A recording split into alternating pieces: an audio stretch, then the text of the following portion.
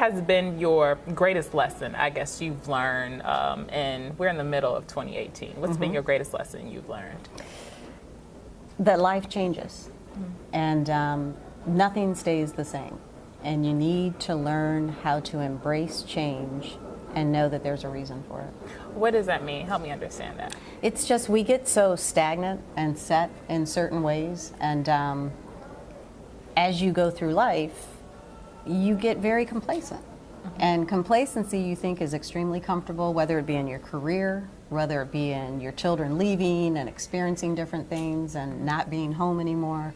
Those changes are going to happen, and you've got to be able to see the positive in it and not get so wrapped up in, oh my gosh, where's my my normal going. It's just a new normal that you have to get used to. And I hear that a lot, and I know, because I get a lot out of these interviews too, and I feel like there's always something deeper there, because I feel like there's a story behind that statement for you. So I want to know that story, but I'm going to put a little context in it for me. Because I know I always look for the steady. I look for the consistency. That's, you want to know what's next. You want to know how it's going to turn out. You want to, is this going to be here tomorrow? Are you going to be here? All these things. And so when you make a statement like that, it's like, how do you function if you know you want that consistency? And there's nothing wrong with consistency and stability, but the reality is everything changes and everything stays the same. That's right. So I'm curious of the story behind it, behind that statement. We've had some family changes this year, and I've become a single parent over the year, and it's difficult. I mean, it's a change that I don't want to get too deeply into since it's still in the process, but sometimes it's hard to imagine your life being different, but yet there's so much foundation that's still there that's what you have to hold on to. Because those changes will be fine because you have that foundation. And I think that's what I learned this year is that when you think your life is being turned upside down, it's really not. Your foundation may shift a little bit, but it's always there. What's your foundation? And when you talk, is it family? It is my children. I've had people tell me that, man, all you care about is your kids and your dog. I'm like, yeah, that's not a bad assessment. My kids are everything to me. They are my grounding, no matter what's going on in my life. They are the ones that truly ground me, and each one in their own individual way. But that's what kind of brings me back to focus on what's important. If I think things are crazy, I focus on them, and everything makes sense. And that's a gift, because that's something I've had to hold on to. But it works, especially when you know that's the most important thing in your life. Was there at any point in your life when you believed something to be true, but you found out it was a lie? Oh, absolutely. I was 23 years old when I found out I was adopted. And, it was one of those things where... Wait, you have to pause because that took me back. Whoa. Yeah, this is old school. You don't talk about these types of things. That's how old school families are. So, yes, my parents were older. Everyone thought they were my grandparents. But, so there were always those questions. My sister and I really didn't look alike. But, they said we were their kids, so you never questioned it.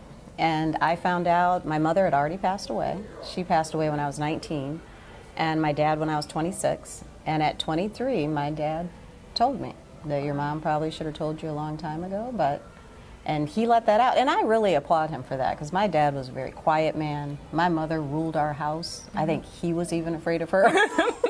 Bless his heart. But yeah, he did disclose that, and it was shocking. Wow, I'm shocked. We've been sitting here for a couple minutes, and I'm just like, whoa, 23, and you find out. Yeah. Did that shift how you saw the world, or was it? It did in some respect, because I also found out I was mixed race, which I didn't know that either. So once I did find out I was adopted, he kind of gave me some background on my biological parents, and that was eye-opening. And for a while, you look at yourself and think, who the heck are you? And you do go through that loss of identity period. But I loved my dad so much. And I was 23. He ended up passing away when I was 26. So there wasn't a lot of years there that he was around. So it was a good distraction to spend time with him and to not really dwell on it, really until after he passed away. How did you regain your identity? Because I believe bringing in the mixed race factor, to say complicates things, I think is an understatement. It does. Because it's different when you can easily attach to potentially one culture or the next. But then when you add on top of that, maybe when people say, no, you don't necessarily identify with me, or you don't, or this group, or you don't necessarily identify with me. So how did you take hold, I guess, of your identity? And also, I'm curious as to what you identified, what group you identified with prior to coming to that realization. Right. You know, good question, actually. And I have to say, this is where things happen for a reason. The family that adopted me, my mom and dad, they were black. They were very grounded in their background. I mean, my dad was typical strong black man born in 1927. So he experienced a lot. And hindsight, looking back, I can see all of his experiences kind of coming out in the way he raised me and the way he was as a father. And I mean, he was just a great man, but I never knew all of his experiences because he just never told those stories. So that's the one regret I have, is that I wasn't able to pull some of those stories out of him. But the one thing my parents did, and we were a low-income family, they sent me to a parochial school. So even though we lived in an area that, it was all black, it was a rough area, but I attended Catholic schools in South Bend, Indiana for 12 years. And they sacrificed like crazy for me to have that experience. So I was able to already kind of have that balance. I went to school I was one of 2 black kids there. But I went home to a very strong black family. So I feel like they almost gave me that ability to embrace both identities and be very comfortable with who I am. And I identified as black. But yet, I could maneuver in that other world and was very comfortable in it. I'll be really honest with you. I was not expecting all of this in this interview. There's so many. I actually wasn't expecting it to go sideways like this either. But there's so many jewels and so much wisdom and